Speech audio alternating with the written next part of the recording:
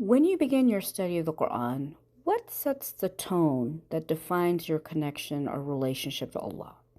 Can I really become the friend of Allah, or is it just a theory? From coast to coast, ICNA Sisters' 14 chapters are welcoming Ramadan through a journey through the Qur'an, from anxiety to assurance, the Quranic path of the Awliya. Today, listen into a highlight from one region and join us all Ramadan one juz at a time. Find a chapter near you at icnasisters.org/chapter-locator. ألا إن أولياء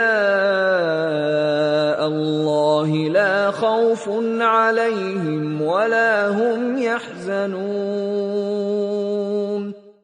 Let's take a look at this particular verse, ayah number 4, found in Surah Al-Fatiha, where Allah subhanahu wa ta'ala says, "You alone we worship, and you alone we ask for help." Now, the whole of the religion of Islam revolves around these two basic principles, that we do not worship except Allah, and that we don't put our trust in anyone or anything except Allah. These are the means to everlasting bliss and security from all evils. So there is no path to success except by establishing these two pillars. And it is for this reason that some of our righteous predecessors have said that acknowledging our hereafter depends on our life in dunya. And we've got to remind ourselves that we cannot spend our lives blinded by this ignorance. And we've got to wake up before it's too late. So immediately after that, we recognize our weakness. Therefore, we acknowledge that it is Him that we worship and from whom we're going to seek that help. And worship here is not confined to, prostrating 5 times a day, fasting in a specific month, going for Hajj, etc. These are rituals which do distinguish us from the non-believers, but worship is a broad term which covers a variety of acts such as reverence, devotion, intense love, submission, obedience, servitude, adoration, etc. So in this ayah, we are admitting that we are those slaves and that He, Allah subhanahu wa ta'ala, is the master. So the question now is, what does a slave do? A slave submits to his master's commands, strives to please the master and not the people, and listens to and obeys his or her master and not anyone else. So in today's time, when we refuse to submit to His commands or live our life according to His instructions, we cannot claim إِيَّاكَ نَعْبُدُ, that we worship only You. Whoever and whatever takes precedence over Allah subhanahu wa ta'ala in our life, unfortunately becomes our master.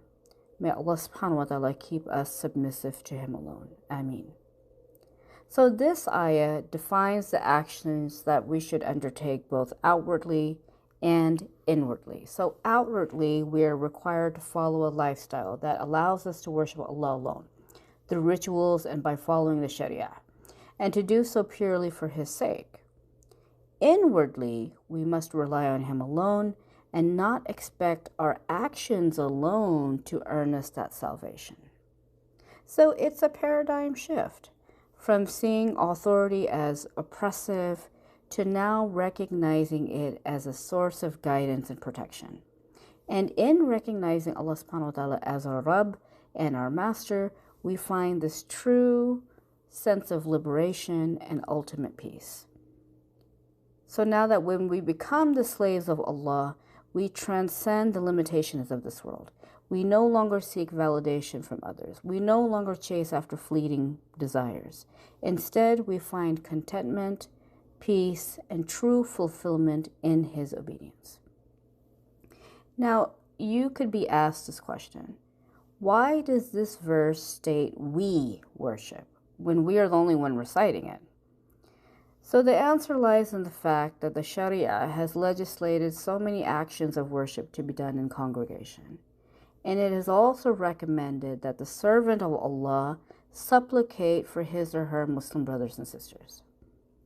The revelation endorses this understanding and does not direct any prohibition or command to any specific individual only, but to the congregation as a whole.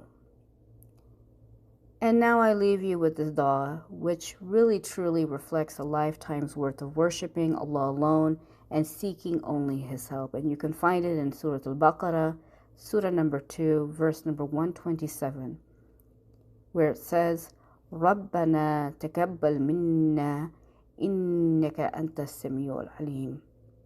Our Lord, accept this from us. You are indeed the all-hearing, all-knowing.